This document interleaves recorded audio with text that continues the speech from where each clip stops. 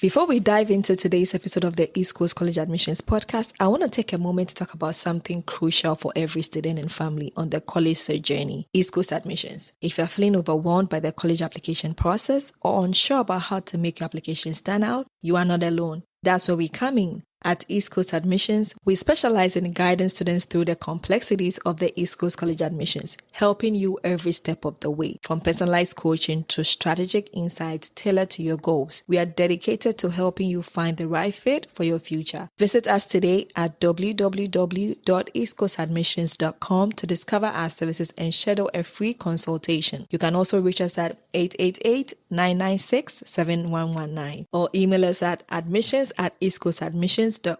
Don't navigate this journey alone. Let East Coast Admissions help you turn your college dreams into reality. Now let's get into today's episode.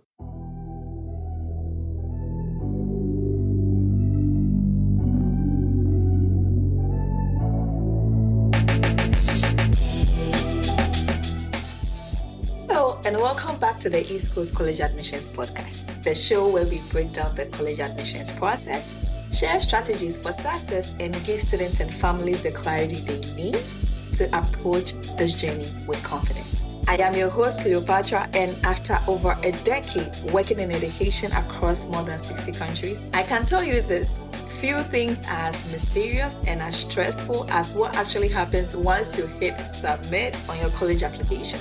So in today's episode, we are going to go behind the scenes. I'll share what colleges don't tell you about the review process, how your application is read, who reads it, what matters most, and how decisions are actually made. By the end of this episode, you'll feel more empowered, less in the dark, and better prepared to craft applications that connect.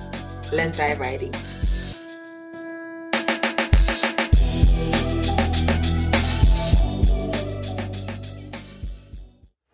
So let's talk about the myth versus the reality of admissions. When families imagine admissions, they often picture a single person reading an application, making a decision and stamping it admit or deny. The reality is much more complex than that. At most East Coast colleges, especially selective ones, your application is read by multiple people. It goes through committees, it's scored, discussed, and sometimes even debated. The goal isn't just to admit the best students. It is to build a balanced incoming class.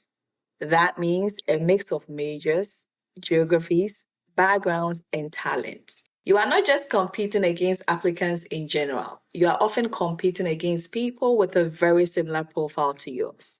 That's why your essay, your story, and your unique contributions matter so much. Here is something most families don't realize. Your application is usually read first by an admissions officer assigned to your region. So for example, if you live in New Jersey, there's likely someone who specializes in New Jersey high schools.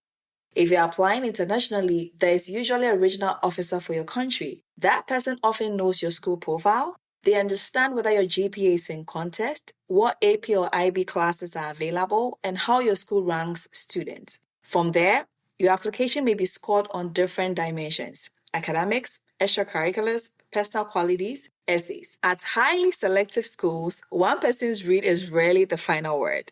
Applications are often read twice before moving to committee. So what really happens in committees? Committee is where the decisions are made. Picture a room or Zoom screen these days with several admissions officers discussing applicants. Here's what you might not know. Sometimes your application is shown on a big screen and discussed out loud. Officers may advocate strongly for you or raise concerns. Notes from your essays or recommendations might be brought up. Decisions often come down to nuanced discussions. Do we already have 3 physics majors from this region? Do we need more first-generation students? Do we have strong representation from rural schools this year? It's not always about whether you are good enough. It's about whether you help the college build the class they want. So let me break this down. In admissions reviews, officers look closely at academics in contest.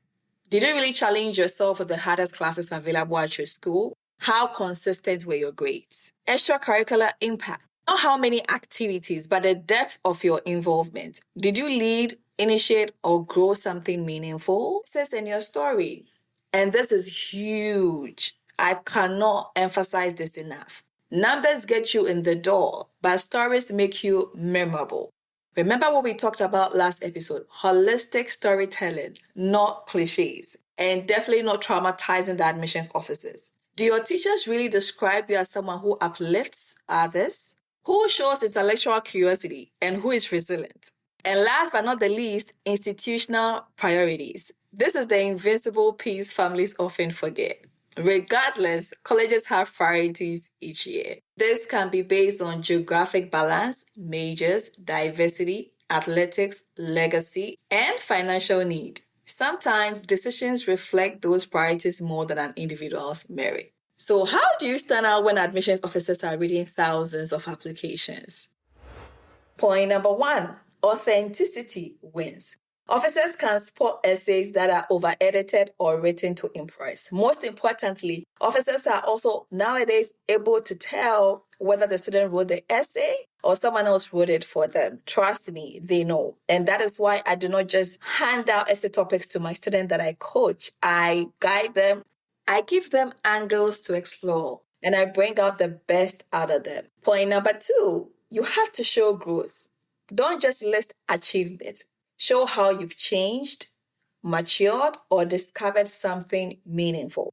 Point number 3, context is power. Use your additional information section or counselor letters to explain anything unusual, like family challenges, school limitations, or context for your achievements. And last but not the least, be consistent. Your story should align across your essays, recommendation, and extracurriculars. Remember that they are looking at the whole picture, so be intentional about what you highlight.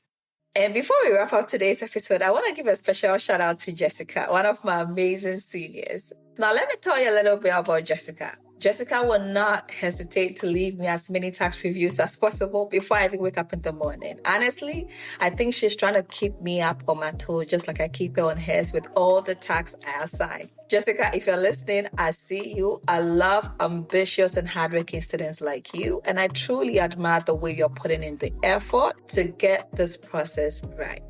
Keep going, because that kind of drive is exactly what colleges notice. So what don't colleges tell you about the review process? That it's not always a perfect science project. It's a human-based process, but it's complex and is shaped by both your strengths and the institutional needs. Sometimes, regardless of if you check the boxes, it's just not the right place and it's just not the right time. But here's the good news. If you focus on authenticity, growth, and clarity, your application will definitely stand out in ways that matter most. Thank you for listening in to today's episode of the East Coast College Admissions Podcast. And if you found this helpful, please share it with a student or a parent who is navigating the process. And don't forget to subscribe so you don't miss out on upcoming episodes. Until next time, I'm Cleopatra, here to help you approach admissions with clarity, confidence, and strategy. I'll see you in the next episode.